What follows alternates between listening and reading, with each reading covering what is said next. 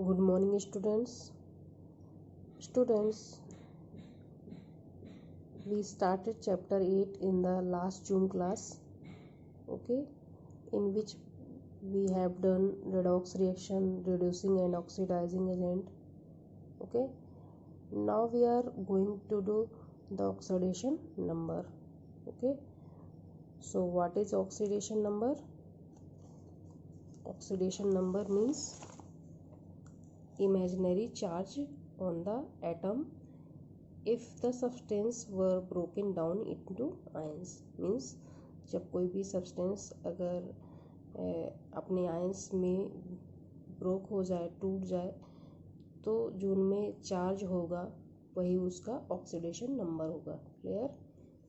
In other words, oxidation number denotes the oxidation state of an element in a compound. Means किसी भी substance में जो elements होते हैं उनके ऑक्सीडेशन स्टेट को शो करता है ऑक्सीडेशन नंबर.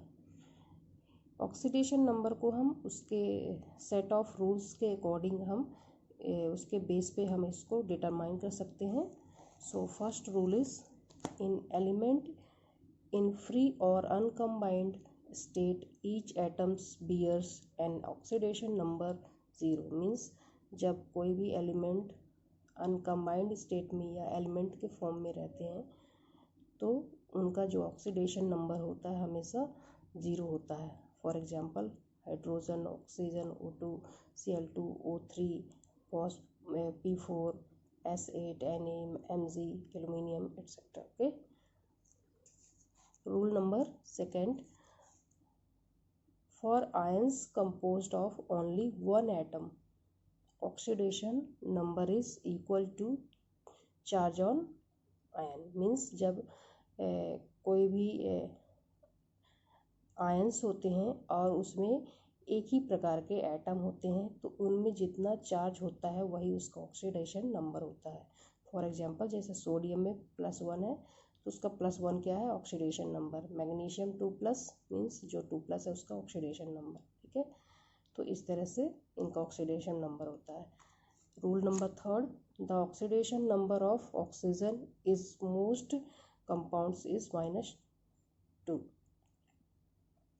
जो ऑक्सीजन के कंपाउंड होते हैं मोस्टली उन कंपाउंड में जो उनका ऑक्सीजन का ऑक्सीडेशन नंबर होता है वो -2 होता है. बट कुछ एक्सेप्शन भी हैं, जैसे कुछ कंपाउंड्स ऐसे भी हैं जिसमें ऑक्सीजन बॉन्ड में पाया जाता है. O2, O3 या हाइड्रोजन पेरोक्साइड या O2 2- आयंस पाए जाते हैं. तो उनमें डिफरेंट टाइप के ऑक्सीडेशन नंबर होते हैं. जैसे पेरोक्साइड हो गया H2O2, ठीक है, में ऑक्सीडेशन नंबर -1 होता है ऑक्सीजन का. ठीक है, इसी तरह जो सुपर ऑक्साइड है उसमें सुपर ऑक्साइड जैसे KO2, RbO2 में भी -1 होता है. और जब ऑक्सीजन फ्लोरीन के साथ कंबाइन होता है तो कंबाइन होकर OF2 बनाता है, तो OF2 में ऑक्सीजन का जो ऑक्सीडेशन नंबर है वो +2 है और O2F2 में +1 है. Clear? Rule number fourth, the oxidation number of hydrogen is most compounds is +1. जी मीन्स जो हाइड्रोजन के मोस्टली जो कंपाउंड्स हैं उसमें हाइड्रोजन का जो ऑक्सीडेशन नंबर होता है वो हमेशा +1 होता है. लेकिन एक्सेप्शन इसमें भी है. कुछ ऐसे कंपाउंड जब हाइड्रोजन क्या करता है, जब मेटल के साथ कंबाइन होकर बाइनरी कंपाउंड्स बनाता है, ठीक है, तो उसमें ऑक्सीडेशन नंबर -1 होता है. बाइनरी कंपाउंड मीन्स जब हाइड्रोजन किसी हाइड्रोजन हो और कोई एक मेटल हो, ठीक है, तो उनको हम बाइनरी कंपाउंड कहते हैं. जैसे लिथियम हाइड्राइड हो गया, सोडियम हाइड्राइड, ठीक है, कैल्शियम हाइड्राइड. तो ऐसे में ये हाइड्रोजन का जो ऑक्सीडेशन नंबर होता है वो -1 होता है.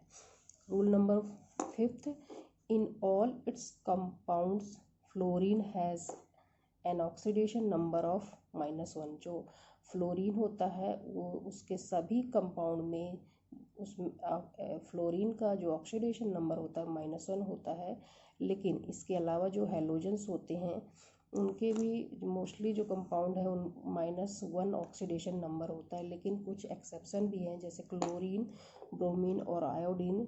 जब ये ऑक्सीजन के साथ कंबाइन होकर कंपाउंड फॉर्म करते हैं तो इनके ऑक्सीडेशन नंबर हमेशा पॉजिटिव होते हैं।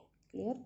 एग्जांपल जैसे क्लोरीन जो है ऑक्सीजन के साथ कंबाइन होकर 4 टाइप्स के कंपाउंड फॉर्मेशन करता है, जैसे HOCl। ठीक है, इसको हाइपोक्लोरस एसिड कहते हैं। इसमें क्लोरीन की जो ऑक्सीडेशन नंबर है +1 है। ठीक है, फिर है HOClO में, इसको कहते हैं क्लोरस एसिड। इसमें जो इसमें क्लोरीन के जो ऑक्सीडेशन नंबर है +1 है। ठीक है, और HOClO2 में इसको हम क्या कहते हैं, क्लोरिक एसिड। इसमें क्लोरीन की जो ऑक्सीडेशन नंबर है वो +3 है। ठीक है, इसी तरह से HOClO3 में इसको हम क्या कहते हैं, पर क्लोरिक एसिड। इसमें क्लोरीन की ऑक्सीडेशन नंबर +5 है। ठीक है, रूल नंबर 6 में क्या है कि algebraic sum of oxidation number of all atoms in compound must be 0। Means कोई भी कंपाउंड के जितने भी एटम्स उसमें प्रेजेंट हैं तो उनका जो ऑक्सीडेशन नंबर है का एल्जेब्रिक सम है वो हमेशा 0 के बराबर होता है। ठीक है, जैसे मान लीजिए कोई HCl है। ठीक है, HCl कंपाउंड में जैसे हाइड्रोजन का जो भी ऑक्सीडेशन नंबर होगा plus oxidation number of chlorine = 0। Clear? अगर कोई आयंस के फॉर्म में कंपाउंड है जैसे कार्बोनेट आयन हो गया, ठीक है, तो इनका जो एल्जेब्रिक सम है इसके नेट चार्ज की इक्वल होगा। क्लियर? फिर आता है मेटालिक एलिमेंट है पॉजिटिव ऑक्सीडेशन नंबर। जो मेटालिक एलिमेंट होते हैं इनके जो ऑक्सीडेशन नंबर होते हैं जनरली पॉजिटिव ही होते हैं। ठीक है, नॉन मेटालिक के कैसे होते हैं, पॉजिटिव ही होती हैं और नेगेटिव ही ऑक्सीडेशन नंबर होते हैं। ठीक है, फिर जो अपनी पीरियोडिक टेबल है उसमें ऑब्जर्व किया गया है कि जो ग्रुप फर्स्ट के एलिमेंट्स होते हैं, ठीक है, मोस्टली उनके जो ऑक्सीडेशन नंबर होता है ग्रुप नंबर फर्स्ट के जो कंपाउंड एलिमेंट्स हैं कौन कौन से हैं, hydrogen, lithium, sodium, potassium, rubidium, caesium, francium. तो इनके जो ऑक्सीडेशन नंबर है वो कितने होते हैं, +1। इसी तरह से ग्रुप सेकेंड में जो एलिमेंट्स हैं जैसे beryllium, magnesium, calcium, strontium, barium, radium, इनको क्या कहते हैं हम, एल्कलाइन अर्थ मेटल्स कहते हैं और इनके ऑक्सीडेशन नंबर +2 होते हैं। इसके बाद है ग्रुप नंबर 13 में जो मेटल्स होते हैं, ठीक है, उनके जो ऑक्सीडेशन नंबर होते हैं +3 होते हैं। ठीक है, इसी तरह से ग्रुप नंबर 14 में जो ऑक्सीडेशन नंबर होता है उनका +4 होता है और 14 के बाद ऑक्सीडेशन नंबर कम होने लगता है। ग्रुप नंबर 14 के बाद 15 में जो आता है उसके +4 के बाद क्या हो जाता है, -3।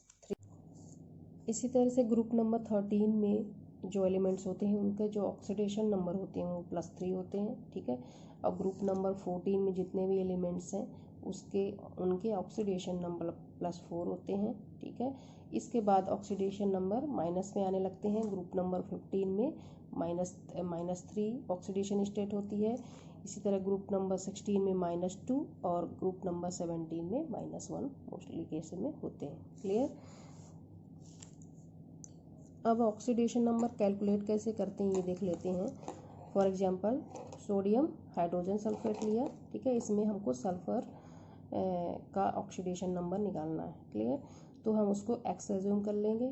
ठीक है, और हमें मालूम है कि सोडियम का +1 ऑक्सीडेशन स्टेट होता है। ठीक है, हाइड्रोजन का +1 होता है मोस्टली केसेस में और ऑक्सीजन का -2 होता है। ठीक है, तो 1 + 1 सल्फ़र को X माना है +4, ठीक है, और ऑक्सीजन का -2 = 0। तो 2x - 8 = 0। ठीक है, तो क्या हो गया, X = +6 मीन्स सल्फ़र का ऑक्सीडेशन नंबर कितना है यहाँ 6। ठीक है, एक और एग्जांपल देखते हैं, जिंक कार्बोनेट। जिंक कार्बोनेट में जिंक का ऑक्सीडेशन नंबर निकालना है, ठीक है। इसको हम x मान लिया, तो फिर क्या हो गया, x+4, क्योंकि कार्बन का जो ऑक्सीडेशन नंबर होता है वो कितना होता है, 4 होता है, प्लस कितने ऑक्सीजन है, 3 इंटू -2 इज इक्वल टू 0 हो गया, ठीक है। तो क्या हो गया, x+4 - 6 इज इक्वल टू 0, तो कितना आ गया, x इज इक्वल टू +2। यहाँ जिंक का ऑक्सीडेशन नंबर कितना है, +2, ठीक है। इसके बाद है पोटेशियम एल्यूमिनियम सल्फेट में, इसमें हमको सल्फर का ऑक्सीडेशन नंबर निकालना है, ठीक है। पोटेशियम +1 होता है, ठीक है। एल्यूमिनियम ग्रुप नंबर 13 का है, +3, ठीक है। सल्फर कितने हैं, 2, तो 2x हो गया। और ऑक्सीजन, ठीक है, एक ऑक्सीजन का ऑक्सीडेशन नंबर कितना है, -2, और कितने ऑक्सीजन है, 4 2 = 8 इज इक्वल टू 0, ठीक है।